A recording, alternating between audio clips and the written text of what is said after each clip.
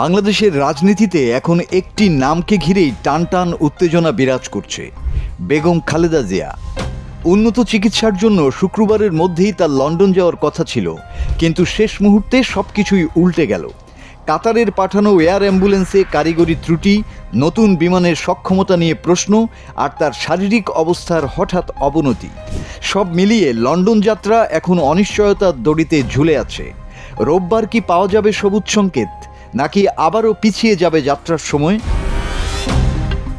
প্রথমে কাতারের আমিরের পাঠানো বিশেষ এয়ার অ্যাম্বুলেন্সে লন্ডন যাওয়ার কথা ছিল খালেদা জিয়ার, কিন্তু বৃহস্পতিবার রাতে জানানো হয় বিমানটিতে কারিগরি ত্রুটি, ঢাকায় পৌঁছতে দেরি হবে। একই সময় অবনতি হয় তার শারীরিক অবস্থারও। এই দুই কারণে যাত্রার দিন পিছিয়ে যায়। পরে জানা গেল আগের সেই অ্যাম্বুলেন্স আর নয়, বরং প্রতিশ্রুতি রক্ষায় কাতার সরকার নতুন করে ব্যবস্থা করেছে জার্মানির একটি এয়ার অ্যাম্বুলেন্সের। সেটি আসবে জর্জিয়া থেকে, তবে সেটিও কবে ঢাকায় পৌঁছাবে তা এখনও পুরোপুরি নিশ্চিত নয়। 23শে নভেম্বর থেকে এভার কেয়ার হাসপাতালে ভর্তি 80 বছর বয়সী খালেদা জিয়ার লিভার, কিডনি ও ফুসফুস সংক্রান্ত জটিলতা রয়েছে। 27 নভেম্বর থেকে তিনি সিসিইউতে। দেশি বিদেশি বিশেষজ্ঞদের সমন্বিত মেডিকেল টিম তার চিকিৎসা চালাচ্ছে। মির্জা ফখরুল ইসলাম আলমগীর জানিয়েছিলেন, এয়ারক্রাফটের সমস্যা যেমন আছে, তেমনি খালেদা জিয়ার শারীরিক অবস্থাও এখন উড়োজাহাজে ভ্রমণের উপযোগী নয়।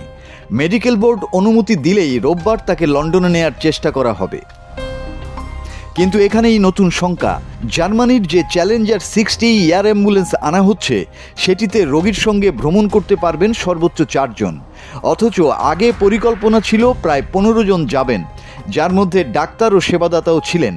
এ নিয়ে নতুন করে ভাবনায় পড়েছে বিএনপি। এরই মধ্যে লন্ডন যাত্রায় সঙ্গী হতে ঢাকায় এসে পৌঁছেছেন তারেক রহমানের স্ত্রী জুবাইদা রহমান। বিমানবন্দর থেকে তিনি সরাসরি হাসপাতালে গিয়ে শাশুড়ির পাশে সময় কাটান এবং চিকিৎসকদের সঙ্গে সভাও করেন।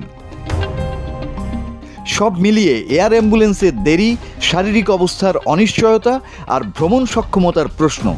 খালেদা জিয়ার লন্ডন যাত্রা এখনও ঝুলে আছে অনিশ্চয়তার দড়িতে।